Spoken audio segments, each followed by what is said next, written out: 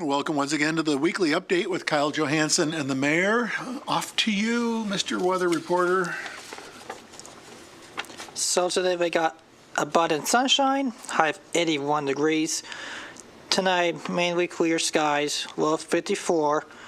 Tomorrow, mostly sunny skies, high of 82, low of 59. Friday afternoon T-storms, high of 76, low of 58. Saturday we got morning showers, high of 62, low of 38. Sunday sunny skies, high of 71, low of 44. Next Monday, hard to believe that's the finals week for OU. We got mostly sunny skies, high of 81, low of 62, and we got next Tuesday, we got mostly cloudy skies, high of 87, low of 64. And don't forget, we got Battle of the Bricks coming in time for baseball Friday at 6, depending on the weather. But if not, Saturday should be a perfect day because it's also a Alumni weekend for Friday, Saturday, Sunday. Well, of course, Saturday is the bigger Alumni Day for baseball at 4 p.m. because it's also you get rally towels, and Sunday it's also Student Appreciation Day. So all students are encouraged to come because it's their last full week of classes. Can you believe semester is gone so fast? And that means we got city schools still go through May. And then after that, we got full summer break in full gear. Then in the next month, and just like that, we got Copperhead season coming up in about a month. Then we got less than 4.5, just a little under 4.5 months to the first OU football game at home, which is September 6th. That game time should be announced in the next 3 to 4 weeks, depending on. And then don't forget, we got tomorrow. Don't forget on College Green, we got ice cream social, free ice cream for everybody. It's open to the public. All students, faculty, staff, and city members are encouraged to come from 2 p.m. to 4 p.m. Free ice cream. They're going to have the Marching 110 will be there, character artists will be there, DJ will be there, and so on. So come, it'll be free. It's supposed to be actually a nice day. And don't forget, on Tuesday is the last home doubleheader softball game, the 29th, 1 p.m. and 3 p.m. Fanny packs for all students and community members. And yesterday was Earth Day, which we had a great turnout for. It was perfect temperature, not super hot like it was Friday and Saturday, which I went to the spring. It was kind of like summer-like, but yesterday felt like a difference. And then we're kind of like back and forth because that's what April is all about. You get up and down temperatures even at night. Like, for example, Saturday night's going to be one of those weird specific nights. It'll be in the 30s, and like 2 to 3 days later, it'll be almost 70 degrees at night. Like, almost triple that jump at night. All right. Hard to believe it's finals week next week. And then December commencement happens on the 3rd. Second and third. Yeah, second is grad students, and then the third is Undergrad. for undergrad, and 2 waves of undergrads, I would imagine, a morning graduation and an afternoon graduation on the same day. All right, some important items to share with everyone. There's fire hydrant flushing. The schedule is out, and this will occur all throughout the summer months, as is typical.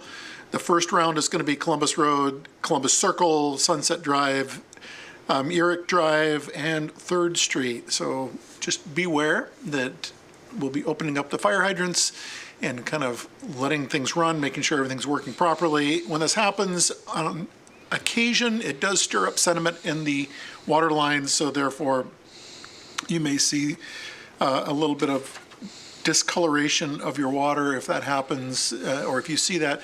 A good thing to note, don't wash whites when that happens during that time frame.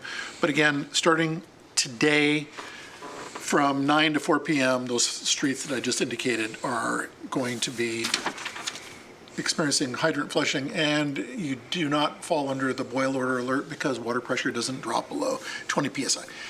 The other thing to share with everyone is the Joneswood Road closure. This is where we had the major slip that took out a property on Joneswood that will be closed to through traffic.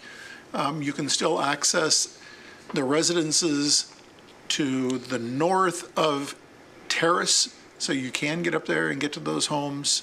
Or if you are on the south side of Joneswood, you can come in off of Columbia Road.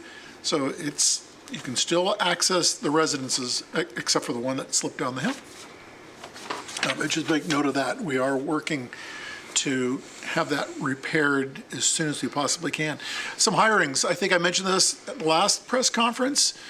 We're still looking for a program specialist. This is child programming and education at the community center. So if anybody is interested, please reach out to either the community center and find out more about it, or you can certainly reach out to the HR department here in City Hall and get more information on that position. The salary range or the pay scale range is $23.01 to $31.06 per hour. Again, $23.01 all the way up to $31.06. So if you're interested, please reach out to either Catherine Ann Jordan, Director of Arts, Parks, and Recreation, or to the HR Director, Ron Lucas, and get more intel on that. We talk about this all the time, and this is the season where we see, on occasion, significant rainfall or straight line storms that come through the city of Athens.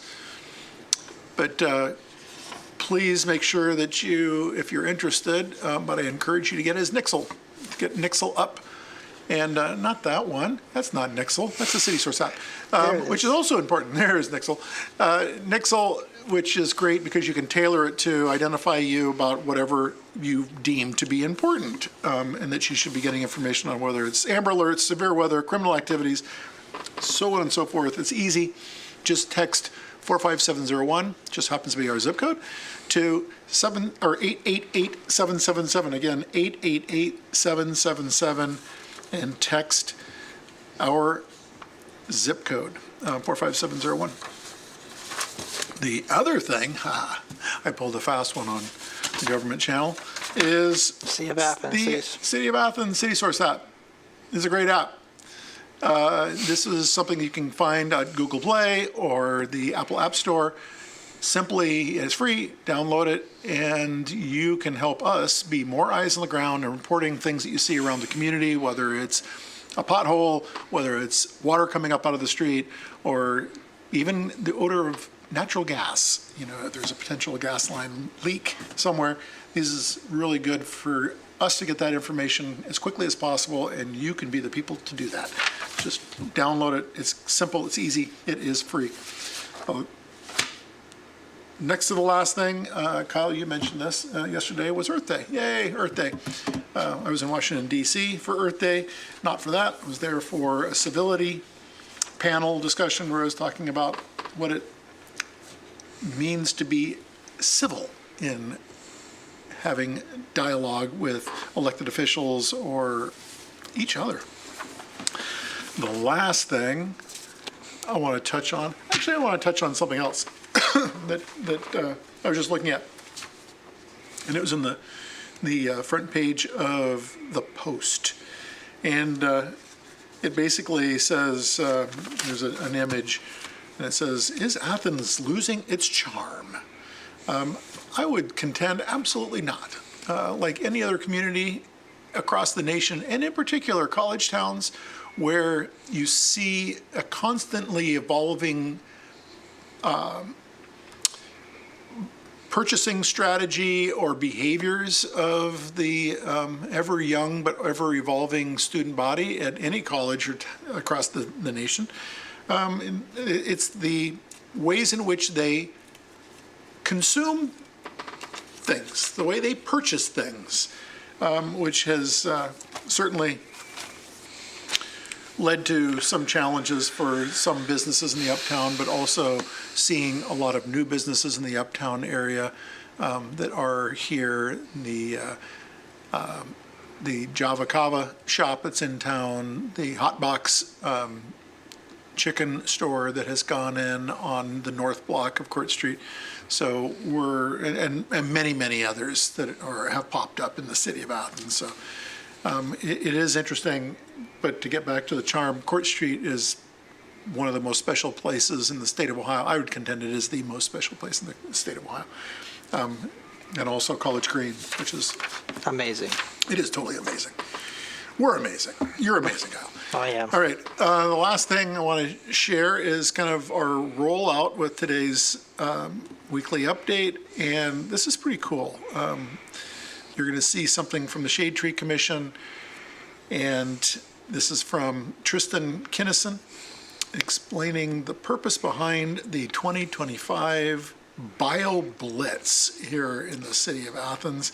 And with that, one more thing I want to share real quick. We will not be having a weekly update next week because I will be up in Detroit at a meeting describing and talking about leadership and leadership here in Athens. So we won't have our weekly update next week. But we will the following week. But we will the following Right after week. move out. That's right. And we can talk about how peaceful the uptown area is, right, Kyle? It'll feel way different. Yeah, we're gonna feel really light around here for some reason. Anyway,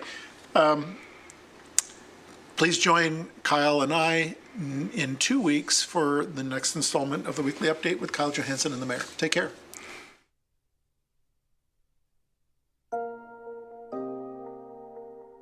My name's Tristan Kinnison. I am a forester and a certified arborist.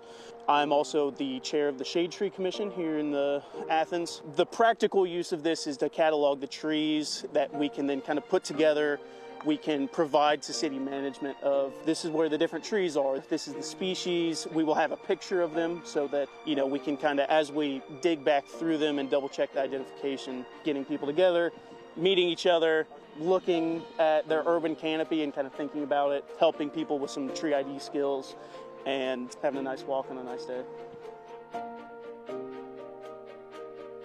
So iNaturalist is it is a citizen science app that also kind of doubles as a plant or natural identification app. Basically, you take a picture of something interesting that you found, either on a walk, in your backyard, wherever. You will upload it onto iNaturalist, and it will attempt to identify that from the picture you've given. Either what sort of plant it is, what sort of animal it is, fungus, anything like that. And then that is then uploaded to a public access server where, it's pretty frequently overseen by a lot of university staff, professional wildlife managers, foresters, arborists, all sort of stuff. And then they will kind of volunteer their time to go through, and eventually with the goal that those can be open source data points for research or for management or for whatever you need. We're hoping to kind of leverage that and get the community together here and do a little bit of a ID education course for the good of the city and the city manager.